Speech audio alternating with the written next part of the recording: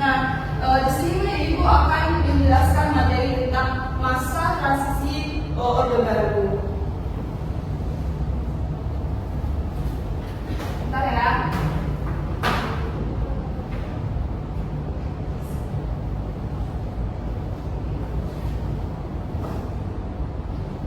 Nah, jadi masa Orde Baru itu terjadi pada tahun 1966 sampai 1967.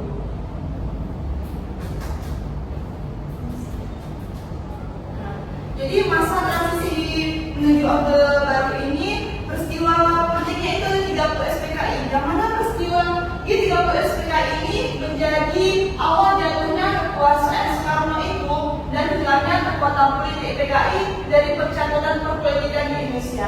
Jadi pada masa itu kondisi politik nasional itu sangat-sangat menjadi kacau dan tidak menentu karena kondisi perekonomian itu juga semakin memburuk dengan inflasi yang tinggi sampai mencapai 600%, sehingga memaksa pemerintah itu melakukan devaluasi menilai uang dari Rp1.000 menjadi Rp1.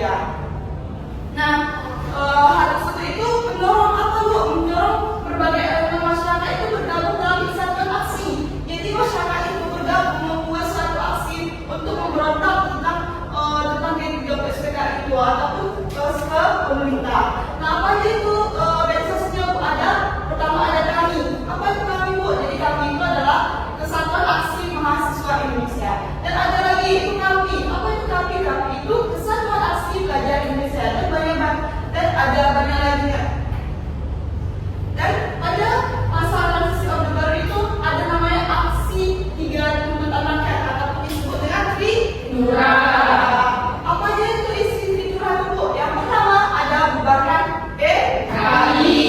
Dan yang kedua pembersihan kabinet dari unsur-unsur G30 SPKI. Dan yang ketiga itu adalah penurunan harga dan perbaikan ekonomi. Nah, jadi setelah terjadinya tuntutan rakyat Indonesia dan Tridura, dan disinilah keluarnya surat Supersima.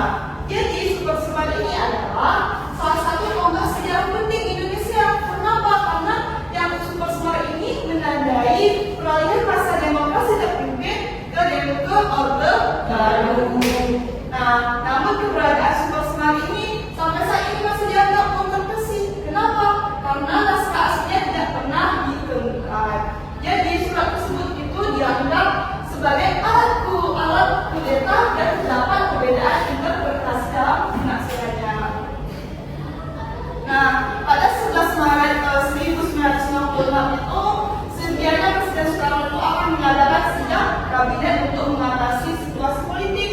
Tetapi sidang tersebut diboikot karena apa Bu? Karena demonstran tersebar rumor bahwa pasukan tanpa tanda itu berada di sekitar tempat sidang kabinet berlangsung. Jadi kabinet itu tidak terjadi. Karena apa? Karena adanya orang yang mencurigakan dalam kabinet tersebut. Nah, adapun dampak awal penting baik pada masa transisi ini yang pertama itu ada terjadinya stabilitas politik dan keamanan setelah periode yang menentu jawab. Jadi pada masa demokrasi terpimpin itu ekonomi yang tidak stabil, politik yang memburuk. Jadi peralihannya diserahkan Presiden Soekarno itu menjadi ekonomi sangat bisa stabil dan politik juga membaik.